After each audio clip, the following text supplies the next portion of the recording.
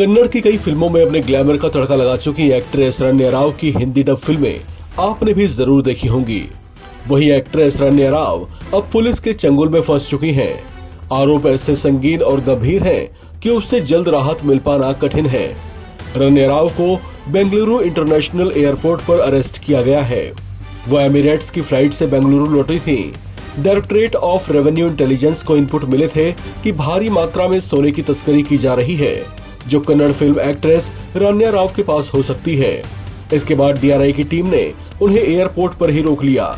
गहन पड़ताल और उनके कपड़ों की जांच से पता चला कि उन्होंने अवैध तरीके से 14.8 किलो सोना छिपा रखा है। सोना बरामद होते ही इन्हें तस्करी से जुड़ी गंभीर धाराओं के तहत अरेस्ट कर लिया गया। आपको ये जानकर हैरानी होगी कि रण्या राव के पिता रामचंद्र राव कर्नाटक में डीजीपी रैंक के अधिकारी हैं, जिन्होंने अपनी बेटी के तस्करी में शामिल होने पर हैरानी जताई है। उन्होंने कहा कि रण्या उनके साथ नहीं रहती और वो अपनी मर्जी से कहीं आती जाती है। ऐसे में वो किन लोगों के संपर्क में थी और कब से ऐसा कर रही थी, उनको इसकी कोई जानकारी नहीं है। डीजीपी रामचंद्र राव के अंदाज से ऐसा लगा जैसे वे इस मामले से खुद को अलग रखने की कोशिश कर रहे हों। वैसे आपको बताते चलें कि रण्या राव के सौतेले पिता और वरिष्ठ आईपीएस अधिकारी रामचंद्र राव खुद भी गंभीर विवादों में घिर चुके हैं। 1993 बैच के आईपीएस ऑफिसर के रामचंद्र राव अपनी सौतेली बेटी के इस तरह पकड़े जाने को लेकर कह चुके हैं कि उसने जब से अपनी मर्जी से शादी की है तभी से वो उनके संपर्क में नहीं है और न ही वो उनसे मिलने के लिए आई। हालांकि ऐसा बयान देकर भी वो जांच एजेंसी की जांच पहलुओं से बाहर नहीं है। इन गंभीर मामलों में उनकी किसी भूमिका की भी जांच की जा सकती है।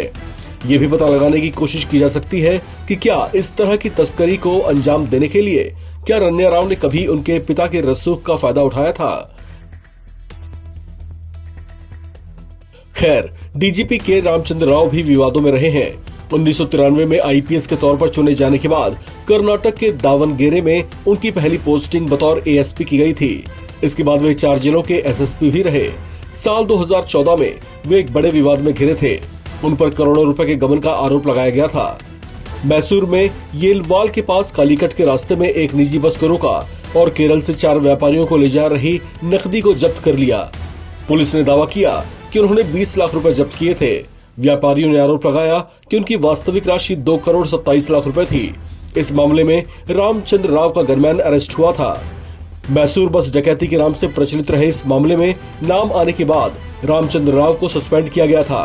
आरोप था कि उनके गनमैन और कुछ पुलिस कर्मियों ने बस लूटकर 2 करोड़ 26 लाख रुपए हड़प लिए थे। सीआईडी जांच के बाद गनमैन अरेस्ट हुआ था, जबकि राव को बाद में ट्रांसफर कर दिया गया था। इस खबर में फिलहाल इतना ही। बाकी अपडेट्स के लिए आप बने रहें एनबीटी ऑनलाइन के साथ।